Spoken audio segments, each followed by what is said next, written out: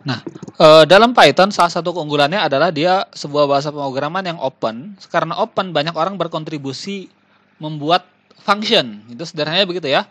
Banyak orang membuat function-function seperti ini. Sehingga kita tidak perlu membuat fungsi-fungsi, kita tinggal panggil. Nah, kumpulan-kumpulan function tersebut itu nanti kita rekap. Sebentar. Nah, kumpulan-kumpulan function tersebut itu kita sebut namanya adalah library. Library ada banyak. Mungkin pengalaman ketika data mata kuliah data analisis ada NumPy, ada kemudian ada Panda, ada dan banyak lagi nanti ada Matplotlib.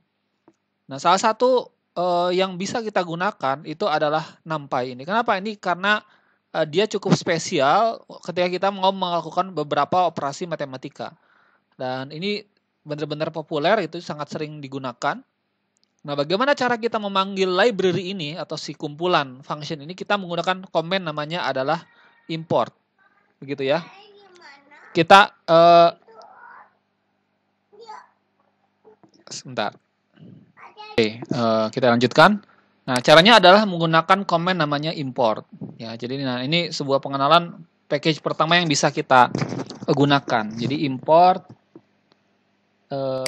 kita ketik import numpy atau numpy as np. Jadi kita nanti ketika memanggil np itu tidak perlu lagi menyebutnya panjang-panjang. Sudah kita bikin nama alias namanya np, begitu ya. Sebentar. Nah, kita bisa panggil numpy di sini begitu. Nah, kemudian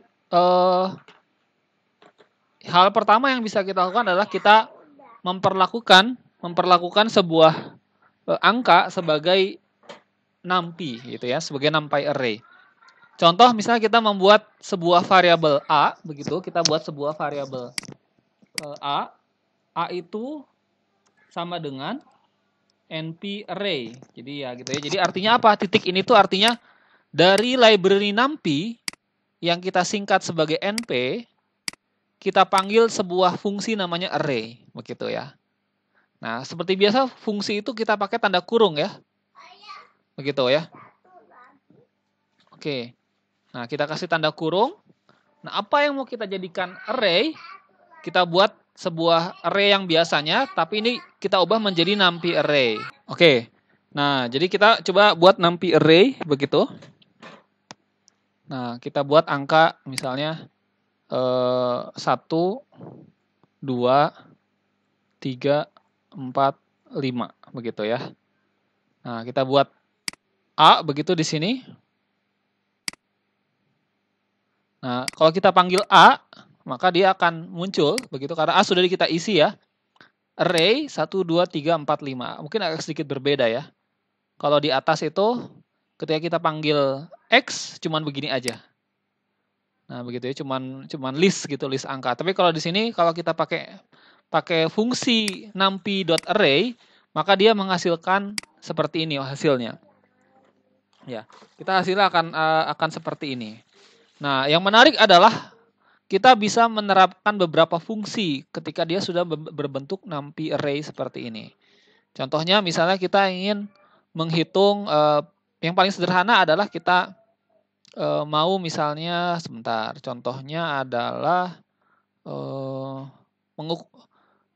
ukurannya. Nah, ini kita bisa a kita panggil titik size. Nah, kita bisa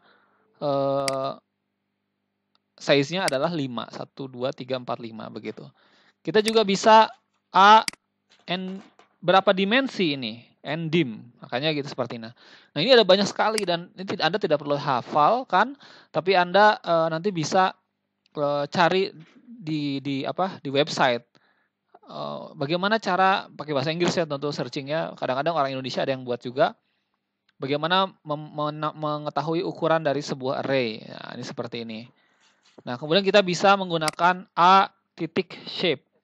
Artinya terhadap a titik kita terapkan sebuah fungsi namanya shape.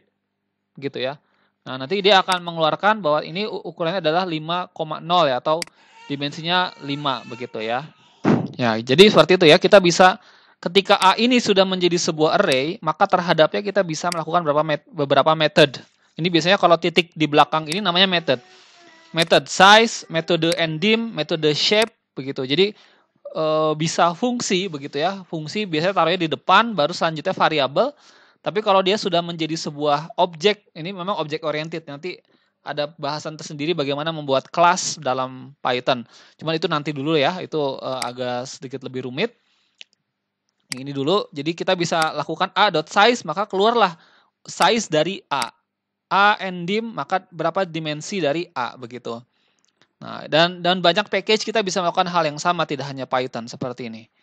Nah, yang lain juga kita bisa menghitung namanya standar deviasi juga, begitu. Standar deviasi kan ngitungnya mungkin sulit ya, tapi menggunakan karena sudah kita A ini adalah sebuah numpy array, maka kita coba cukup A atau rata-rata dulu deh, A min.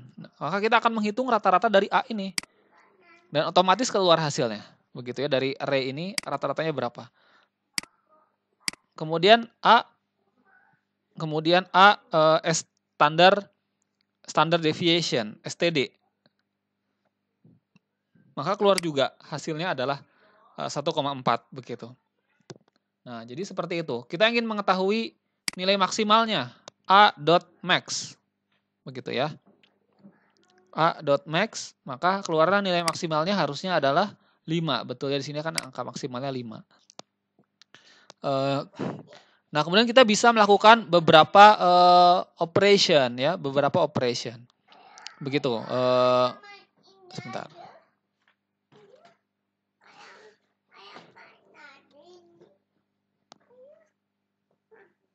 Oke. Nah, kemudian dalam NumPy ini ada beberapa operasi yang bisa kita lakukan, begitu ya. Ada beberapa operation yang bisa kita lakukan. Contoh misalnya kita punya NumPy array. Sebentar, di sini misalnya U sama dengan NumPy array anggotanya 1,0. Kemudian ada V, begitu. V misalnya adalah anggotanya adalah 01. Sebentar. Kita buat V NumPy array 01. Maka kita bisa melakukan sebuah operasi. Misalnya bahwa Z atau B itu sama dengan U ditambah V. Nah, karena kita sudah mengkonvert dia sebagai NumPy array, dengan mudah nanti dia hasilnya, kita coba panggil B ya. Nah, hasilnya adalah 1,1 begitu. Jadi seperti ada operasi penyembelahan matriks di sini ya. 1 tambah 0 jadinya 1, 0 tambah 1 sama dengan 1. Dan ini mungkin tidak bisa dilakukan kalau belum dikonvert menjadi array, NumPy array. Begitu. Dan banyak fungsi lagi ya. Multiplication juga ya. Perkalian misalnya. Kita misalnya mau C itu sama dengan B dikali 2 misalnya begitu ya. Maka kita coba lihat hasilnya. Si C ini adalah 22 karena ini masing-masing dikali dengan 2 begitu. Oke, nanti ada banyak lagi ya. Bisa melakukan dot product. Melakukan dot product bagaimana nih dot product? Misalnya C dikalikan dengan B misalnya begitu ya. Kita coba. Misalnya kita coba dot sama dengan C dikalikan dengan D. Oh, sebentar. D, oh ya, C dikalikan dengan B tadi ya. Nah, maka hasilnya dotnya adalah seperti ini. 2 kali, ya tadi karena ini 2 kali 1, 2 kali 1. Oke. Sebentar, oh itu perkalian saja biasa ya. Tapi ada juga yang dot product. Kalau dot product adalah pakai NP dot namanya. NP dot. Nah, apa yang didotkan?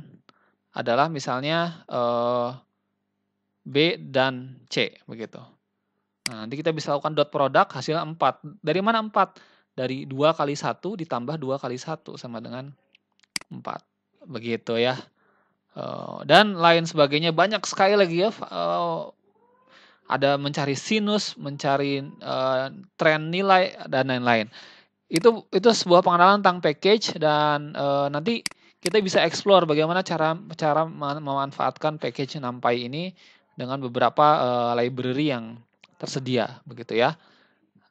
Cuman Anda tidak perlu menghafal, ini sekali lagi tidak perlu menghafal, tapi logikanya saja bahwa Anda bisa mengimport sebuah package NumPy, kemudian Anda coba panggil setiap metode-metodenya bisa Anda terapkan. Standar deviasi, rata-rata, dan lain-lain. Ya, penjumlahan, begitu. Oke.